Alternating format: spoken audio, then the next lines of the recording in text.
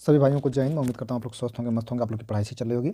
आज हम देखेंगे प्रैक्टिस सेट नंबर जीएस का 22। ठीक है, अब तक हम लोग का प्रैक्टिस सेट नंबर 21 हो चुका है और ये आया हुआ है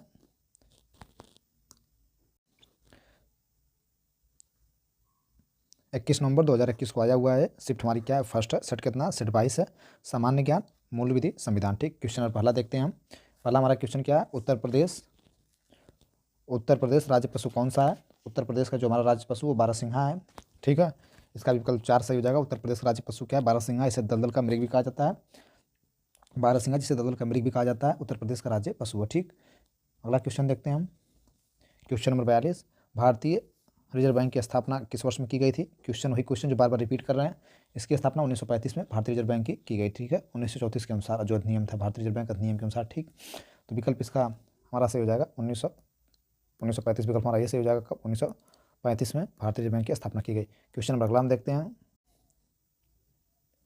पर्यावरण संरक्षण से संबंधित मामलों में प्रभावी और त्वरित निपटारा के लिए कौन सा प्राधिकरण स्थापित किया गया है? केंद्रीय प्रदूषण नियंत्रण बोर्ड, राष्ट्रीय हरित प्राधिकरण, राज्य प्रदूषण नियंत्रण बोर्ड। विकल्प हमारा 4 क्या? पर्यावरण न्यायाधिकरण। विकल्प हमारा 2 से हो जाएगा नेशनल ग्रीन ट्रिब्यूनल यानी राष्ट्रीय हरित प्राधिकरण बोर्ड। ठीक है, की स्थापना की गई 18 अक्टूबर 2010 को नेशनल ग्रीन ट्रिब्यूनल 2010 के तहत की गई थी। ठीक, इसका उद्देश्य क्या था?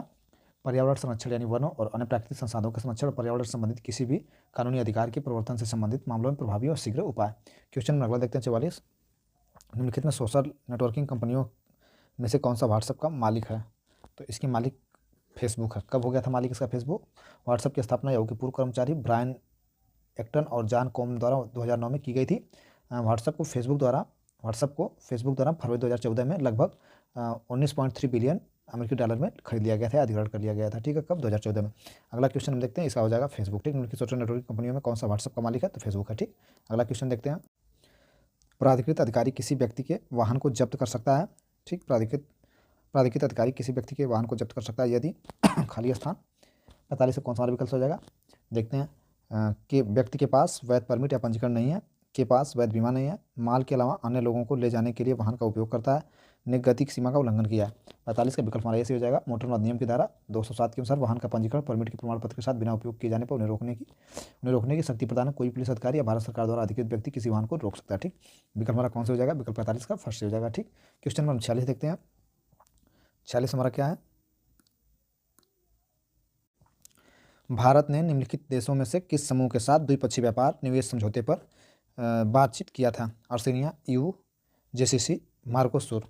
46 का विकल्प हमारा 2 सही हो जाएगा।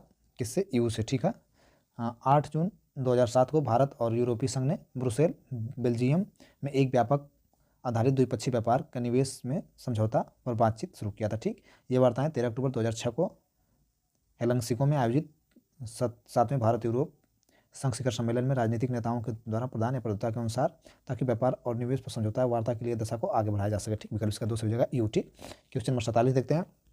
भारत में जूट उत्पादन में प्रथम स्थान किसका है? विश्व में जूट के उत्पादन में प्रथम स्थान किसका है?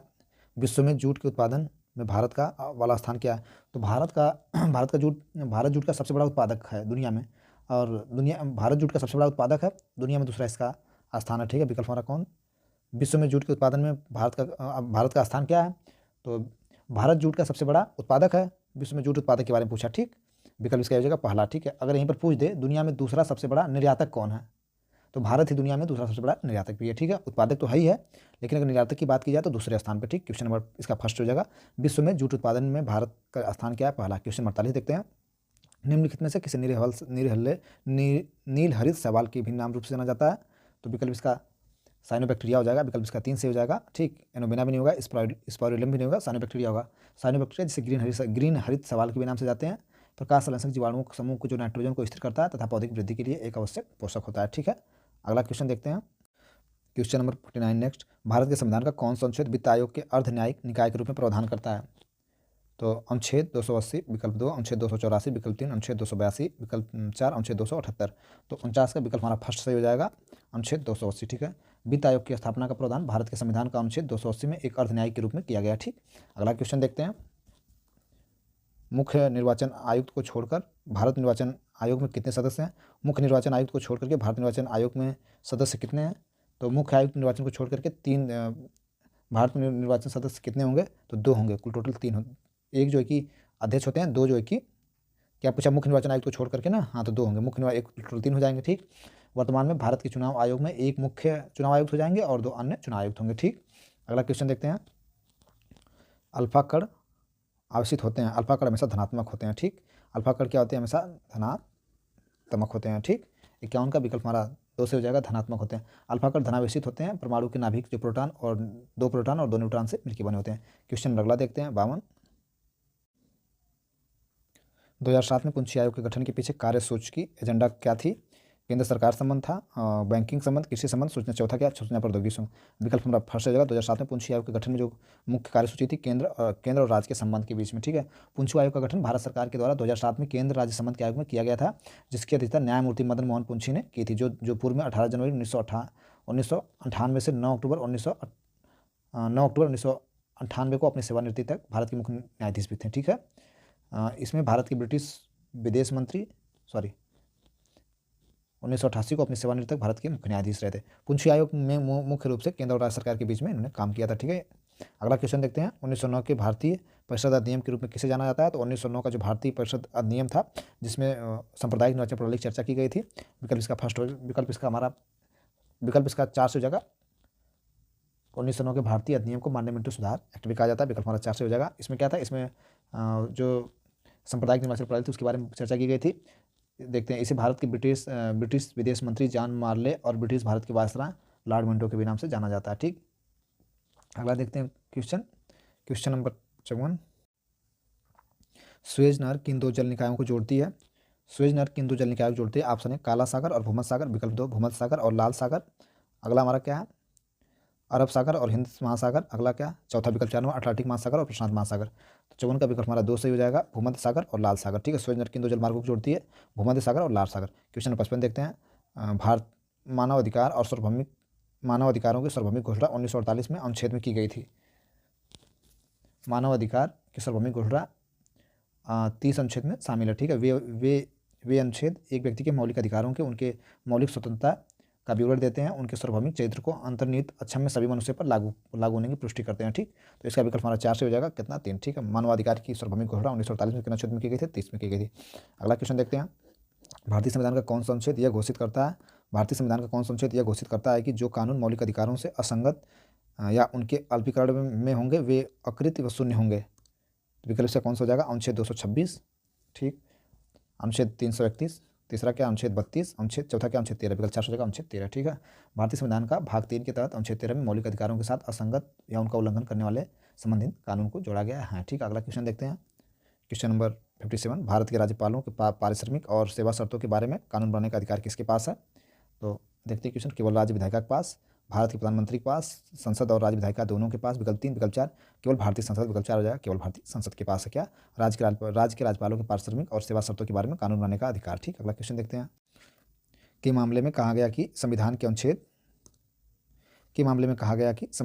226 के तहत उच्च न्यायालय को अपने अधिकार क्षेत्र में किसी उपयुक्त मामले में जमानत देने की शक्ति प्राप्त है। तो भाई देखो, आप सुने होंगे कि अर्णव गोस्वामी थे, मुंबई महाराष्ट्र में उनका पूछता है भारत करके एक शो चलाते थे। ठीक, तो उसमें ये था कि चलिए पढ़ सुनाते हैं। अर्णव गोस्वामी बनाम महाराष्ट्र मामला राज्य 2020 में सर्वोच्च न्यायालय ने माना था कि संविधान का अनुच्छेद कितनी 226 के तहत अपने अधिकार क्षेत्र में उच्चतम न्यायालय के पास उपयुक्त मामले में जमानत देने का शक्ति है। क्या की थी? इनको पुलिस वहाँ उठा के बंद कर दी थी, इनके ऊपर बहुत ढेर सारे आरोप लगे थे। तो उसमें जो कि एक रीट पड़ती है जिसके मामले में ये पता चलता है कि एक जजमेंट आता है न्यायालय का। न्यायालय बताता है कि जब एक नागरिक को राज्य द्वारा उपयोग किए जाने वाले शक्ति का, मतलब एक राज्य जो कि अपने अनैतिक रूप से अपनी शक्ति उपयोग करती है, उनकी व्यक्तिगत स्वतंत्रता के मनमाने ढंग से वंचित किया जाता है, तो इस संदर्भ में उच्च न्यायालय की अपनी शक्ति का प्रयोग करना चाहिए। उच्च न्यायालय अपनी शक्ति का प्रयोग करके उन्हें जमानत दे सकती है। तो कौन सा मामला? अर्णव गोस्वामी मामला। ठीक है, अर्णव मनोरंजन गोस्वामी बनाम महाराष्ट्र राज्य 2020। देखिए चलिए विकल्प देखते हैं। विकल्प से क्या? कामन काज पंजीकृत सोसाइटी भारत संघ। अगला विकल्प क्या है? लिली थॉमस बनाम भारत संघ नहीं, अर्णव मनोरंजन गोस्वामी बनाम महाराष्ट्र। विकल्प का 3 से हो जाएगा, अर्णव मनोरंजन गोस्वामी बनाम महाराष्ट्र। आप देखेंगे तो इनको जो कि घर से उठा लिया गया था। ठीक, क्वेश्चन नंबर अगला देखते हैं। किस वर्ष में बाबर तैमूर वंश में फरगना के अपने पृथक सिंहासन पर बैठा था? तो ये जो है कि 1494 में। विकल्प कैसे हो जाएगा? 1494 में। क्या था इसमें?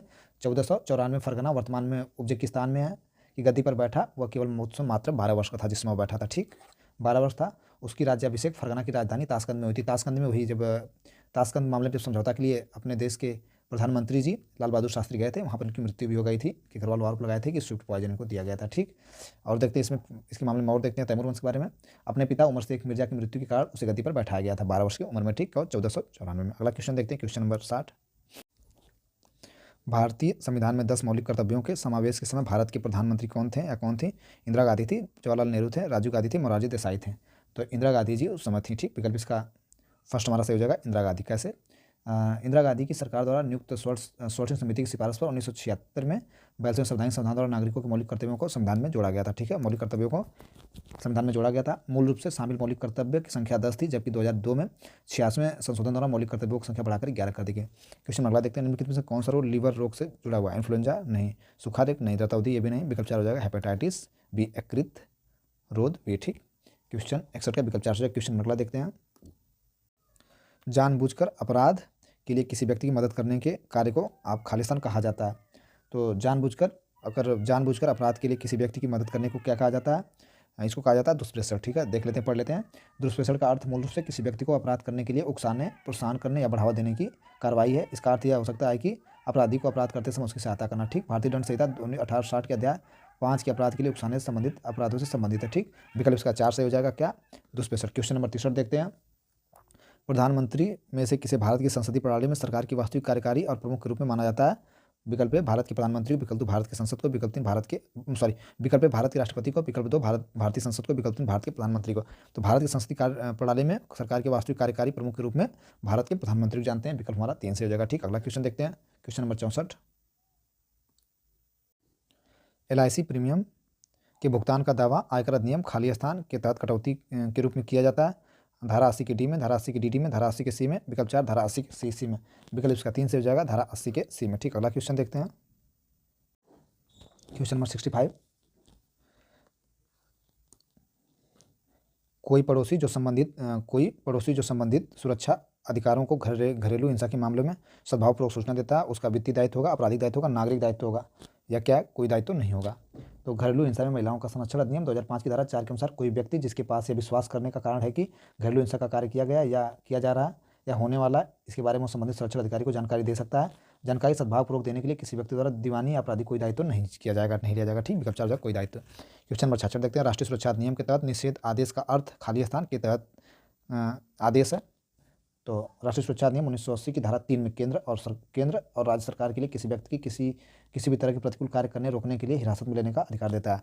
विकल्प इसका 3 से हो जाएगा, धारा 2 में। ठीक है, विकल्प इसका 3 से हो जाएगा, धारा 2 में। ठीक, राष्ट्रीय सुरक्षा अधिनियम के तहत निषेध यानी आदेश का अर्थ ठीक खाली स्थान धारा 2 के तहत किया गया आदेश है। ठीक, इसमें क्या है, राष्ट्रीय सुरक्षा अधिनियम 1980 की धारा 2 में केंद्र और राज्य सरकारों के किसी व्यक्ति को किसी तरह से प्रतिकूल करने में रोकने के उससे हिरासत में लेने का अधिकार देती है। अगला क्वेश्चन देखते हैं,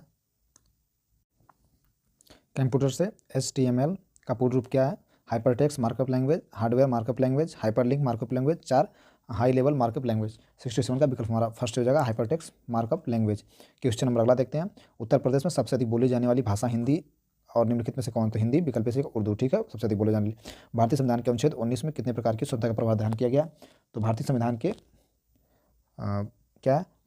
अनुच्छेद 19 में कितने प्रकार की शुद्धता का प्रावधान किया गया है? तो इसमें 6 प्रकार की शुद्धता का प्रावधान किया गया। विकल्प इसका 4 हो जाएगा, 6 प्रकार की शुद्धता का प्रावधान किया गया। देख लेते कौन कौन। वाक और व्यक्तिगत स्वतंत्रता है, शांतिपूर्ण और बिना हथियारों के एकत्र होने का 2 हो गया, किसी संगठन या संघ के निर्माण का 3 हो गया, भारत के पूर्व क्षेत्र में स्वतंत्र रूप से घूमने का, कहीं भी भारत में घूम सकते हैं 4 हो गया, भारत के राज्य क्षेत्र में किसी भी हिस्से में निवास करना और बसने की स्वतंत्रता 5 हो गया, 6वां क्या, किसी भी वृत्ति को करने का या कोई पेशा, व्यापार या व्यवसाय करने का अधिकार है। ठीक है, तो 6 प्रकार की हो गया ना, 19 के तहत 6 प्रकार की स्वतंत्रता। अगला क्वेश्चन देखते हैं, मानव जनसंख्या वितरण और घनत्व के प्रतिरूप पैटर्न के अध्ययन को क्या कहा जाता है? Anthropology, demography, oncology, sociology. 70 का विकल्प हमारा 2 से हो जाएगा, डेमोग्राफी। 71 देखते हैं, भारतीय संविधान किस भाग में भारतीय नागरिकता से संबंधित प्रावधान है? तो भारत में नागरिकता संविधान का जो भाग 2 में जिक्र किया गया है, ठीक है, उससे संबंधित है भाग 2, अनुच्छेद 5 से लेकर के 11 तक। ठीक है, शामिल है। नागरिकता अधिनियम 1955 भी नागरिकता कानून से संबंधित है। तो भारतीय संविधान किस भाग में नागरिकता से संबंधित प्रावधान है? तो भाग 2 में 5 से लेकर के 11 तक अनुच्छेद। अगला क्वेश्चन देखते हैं, क्वेश्चन नंबर 72। सूचना प्रौद्योगिकी अधिनियम 2000 के तहत परिकल्पित की पेयर में एक असमित क्रिप्टो प्रणाली की परिकल्पना की गई है, जिसमें एक निजी कुंजी प्राइवेट खाली स्थान से संबंधित है। विकल्प इसका देखते हैं। विकल्प इसका पहला इसके भौगोलिक रूप में, दूसरा इसके ज्यामितीय रूप में, तीसरा क्या इसके रहस्यमय रूप में, चौथा क्या इसके गणितीय रूप में। कैसे पढ़ते हैं? आईटी अधिनियम 2000 को धारा 2 के फर्स्ट के के अनुसार एक असीमित क्रिप्टो सिस्टम एक सुरक्षित कुंजी जोड़ की गई प्रणाली है, जिसमें डिजिटल हस्ताक्षर बनाने के लिए एक निजी कुंजी और डिजिटल हस्ताक्षर को सत्यापित करने के लिए एक सार्वजनिक कुंजी का इस्तेमाल होता है। ठीक। क्वेश्चन नंबर 73 देखते हैं। निम्नलिखित में से कौन सा भू राजस्व प्रणाली में सही प्रदान गाँव, तालुका, कलेक्टर, डी क्या राजस्व प्रभाग। विकल्प इसका देखते हैं। विकल्प इसका देखते चलिए मिलाते हैं। पहला गांव आएगा, बिल्कुल पहले गांव आएगा, फिर क्या आएगा, फिर तालुका आएगा। सही तो लग रहा है, पहले गांव फिर तालुका फिर कलेक्टेड फिर राजस्व प्रभाग। विकल्प इसका 3 से होगा। ठीक। अगला क्वेश्चन देखते हैं, क्वेश्चन नंबर 74। निम्नलिखित में से कौन सा कृषि उत्पादों के व्यापार के लिए भारत का पहला कृषि वायदा सूचकांक है? एग्रीडेक्स। विकल्प फर्स्ट सही हो जाएगा, एग्रीडेक्स। ठीक। कैसे? नेशनल कम्युनिटी डेरिवेटिव एक्सचेंज ने मई 2020 में देश का पहला कृषि वायदा कारोबार सूचांक एग्रीडेक्स का आरंभ किया था। ठीक। अगला क्वेश्चन देखते हैं, क्वेश्चन नंबर 75। किस संविधान संशोधन अधिनियम की धारा 9 और 11वीं सूची को भारत के संविधान में जोड़ा गया? 1991 का 68वां संविधान संशोधन, 1995 का 78वां संविधान संशोधन, 1990 का 63वां संवैधानिक संशोधन, 1992 का 73वां संवैधानिक अधिनियम। विकल्प हमारा 4 से हो जाएगा। 73वां संवैधानिक संशोधन 1992 में एक नया भाग 9 जोड़ा गया, जिसका शीर्षक पंचायत है, जिसका अनुच्छेद 243 से लेकर के 243 ओ तक है। क्या? 243 से लेकर के 243 ओ तक है। ठीक है। इसके पंचायतों कार्य के अंतर्गत 29 यानी 29 विषयों को शामिल करते हुए एक नई ग्रामीण सूची भी जोड़ी गई। क्वेश्चन नंबर 76 देखते हैं। क्वेश्चन नंबर 76 में क्या? निम्नलिखित में से कितने राज्य विधायिका के दोनों सदनों की कार्यवाही में बोलने और भाग लेने का अधिकार प्राप्त है? राज्य के मुख्य सचिव को, राज्य के अधिवक्ता को, राज्य लोक सेवा आयोग के अध्यक्ष को, राज्य योजना आयोग के अध्यक्ष को। 76 का विकल्प हमारा 2 से हो जाएगा, राज्य के महाधिवक्ता को। ठीक है। भारतीय संविधान का अनुच्छेद 177 के अनुसार किसी राज्य के महाधिवक्ता को राज्य विधायिका के दोनों सदनों में या विधानमंडल की किसी भी समिति कार्रवाई में बोलने और भाग लेने का अधिकार है। ठीक। अगला क्वेश्चन देखते हैं। जमींदारी उन्मूलन अधिनियम पहली बार खाली स्थान वार्ड में पारित किया गया था। तो जमींदारी उन्मूलन अधिनियम 1950 में पारित किया गया था। ठीक। उत्तर प्रदेश में जमींदारी उन्मूलन भूमि सुधार अधिनियम 1950 के अधिनियम के तहत जमींदारी व्यवस्था का उन्मूलन का शुरुआत किया गया था। क्वेश्चन अगला देखते हैं। निम्नलिखित में से कौन से प्रधानमंत्री भारत में उदारीकरण, निजीकरण और वैश्वीकरण के लिए जिम्मेदार हैं? Narasimha Rao, AB Vajpayee, Rajiv Gandhi, IK Gujral. 78 का विकल्प हमारा फर्स्ट हो जाएगा कौन? नरसिम्हा राव। ठीक है, नरसिम्हा राव। देखते हैं। भारत की नई आर्थिक नीति 1991 में PV नरसिम्हा राव के नेतृत्व में भारत में नई शुरुआत की गई। नई आर्थिक नीति का मुख्य उद्देश्य मुद्रास्फीति दर को नीचे लाना और भुगतान असंतुलन को दूर करना, आर्थिक विकास दर को बढ़ावा और विदेशी मुद्रा के पर्याप्त भंडारण का नियंत्रण करना। ठीक। क्वेश्चन नंबर 79 देखते हैं। सर्वोच्च न्यायालय के न्यायाधीशों वेतन और पेंशन की निर्धारित करने की शक्ति निम्नलिखित में किसके पास है? भारत के राष्ट्रपति, भारत के प्रधानमंत्री, भारत के केंद्रीय मंत्री, भारतीय संसद। तो विकल्प इसका 4 से हो जाएगा, भारत के संसद के बाद। क्वेश्चन नंबर 80 और आखिरी क्वेश्चन हमारा, सार्वजनिक प्राधिकरण को सूचना के प्रकटन का दायित्व, सूचना का अधिकार अधिनियम 2005 खाली स्थान के तहत अनिवार्य है। धारा 4 में, धारा 8 में, धारा 5 में, धारा 6 में। विकल्प फर्स्ट हो जाएगा धारा 4 में। ठीक है। सूचना का अधिकार अधिनियम 2005 की धारा 4 में लोक प्राधिकरणों के दायित्व से संबंधित है। प्रैक्टिस सेप्टेम्बर हमारा 22 समाप्त हुआ। सभी भाइयों को थैंक यू, धन्यवाद। कमेंट बॉक्स में कोई बात करनी हो या मेरी वीडियो कैसी लगती है आप लोग कमेंट करिए, अपने दोस्तों को शेयर करिए, लाइक कर लीजिए और लाइक कर दीजिए, सब्सक्राइब कर लीजिए चैनल को। थैंक यू, धन्यवाद।